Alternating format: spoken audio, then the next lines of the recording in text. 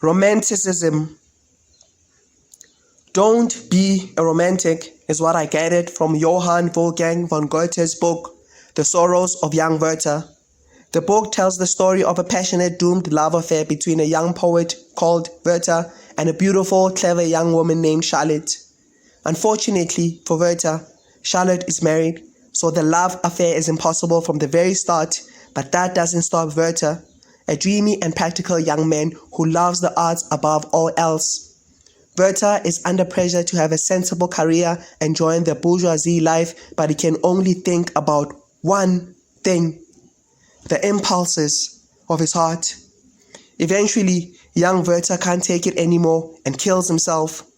But rather than condemn him as a lunatic and a hothead, Goethe, one of the founding fathers of Romanticism, directs all our sympathies towards Werther.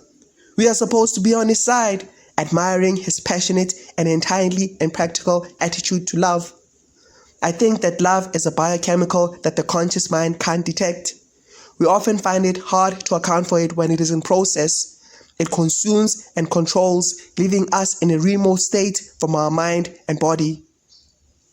Romanticism seduces because it comes from the works of artists, poets, and philosophers. I am drawn to Amy Winehouse in a way I cannot truly comprehend. I reckon because she died lonely, depressed, and misunderstood.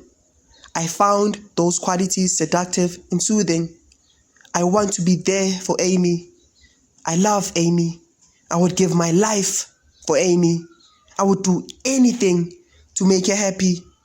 I am seduced by her tragic death, by the fact that she was vulnerable and alone. I was intrigued by her, and based on that evidence, I can hypothesize that I am a romantic. Hypothesize because it is not a fact nor a concluded statement, simply because I know with certainty that the world of Romanticism was fabricated by mortals. Therefore, you can choose to be excluded from this mass hysteria. Romanticism is what I call kayfabe, a term coined from professional wrestling, which means the portrayal of stage events within the industry as real or true. Specifically, the portrayal of competition, rivalries, and relationships between participants as being genuine and not of a stage or predetermined nature of any kind. You could argue that everything in the modern world is kayfabe, and you'd make a compelling argument, but that's a topic for another day. Evidence of this can be found in the high divorce rate, the anxiety storm in the West, and the demand for drugs from pharmacies to help curb stress and depression. The drugs don't help because no one is happy. Striving for happiness is like an unquenchable thirst. We may attain it for some brief satisfaction, some momentary release, but in the nature of things, these can never be more than temporary, and then we are on the rack once more. So unhappiness, or at least dissatisfaction, is our normal state of affairs. Romanticism promises eternal happiness, something that is not possible because happiness is expedient and fleeting. Romanticism is ruining relationships. Romanticism is being deeply hopeful about marriage. It united love and sex. Previously, people had imagined that they could have sex with characters they didn't love, and they could love someone without having extraordinary sex with them. It elevated sex to the supreme expression of love. Romanticism made infrequent sex and adultery into catastrophes, proposed that true love must mean an end to all loneliness. It promised that the right partner will understand us entirely, possibly without needing even to speak to us. Romanticism believed that choosing a partner should be about letting oneself be guided by feelings rather than practical considerations. That you are loved because you have a special feeling. It has manifested a powerful disdain for practicalities and money. The myths have reached cult-like status that we should meet a person of extraordinary inner and outer beauty and immediately feel a special attraction to them and they to us. That we should have highly satisfying sex, not only at the start, but forever.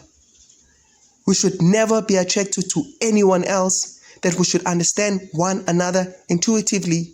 We should have no secrets and spend constant time together. that our lover should be our soulmate, our best friend, Jesus, Allah, my everything, my universe. Oh, this is an extreme case of kayfabe and is now almost embedded into our cells, our senses.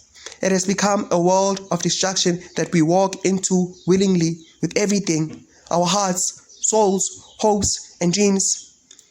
And we leave with nothing but battle scars that never heal. Romanticism is not love. Romanticism is a world that is fabricated solely from psychological needs. Urban poet Kanye West expresses that love is cursed by monogamy in the hit song No Church in the Wild. I think this is partly because of romanticism. For now, love restricts and confines. It has become contractualized and formalized. It is now bounded with a checklist of do's and don'ts. It has become about expectations and ownership.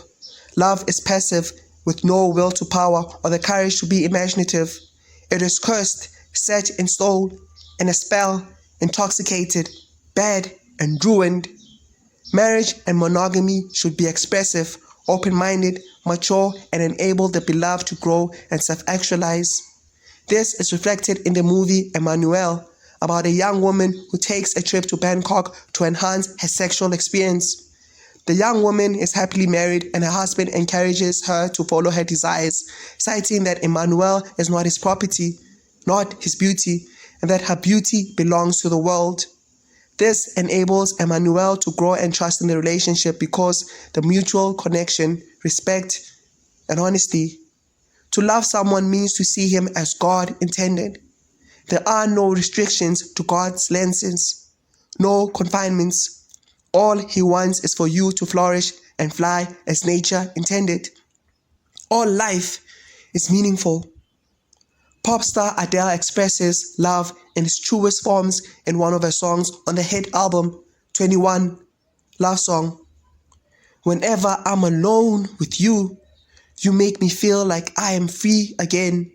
Whenever I'm alone with you, you make me feel like I am clean again. Those are words with meaning, words that matter, words with a lot of love, words that are full of serenity, words that provide a second chance, another glance at life. They are pure, heartfelt, and honest, and what I like and love to be like. A second chance to be truly myself, to share the best of myself and be all that I can be, to be liberated. I can be that when I'm with you. It's practical and concise. It builds and regulates one's conduct and character. It inspires. It is love.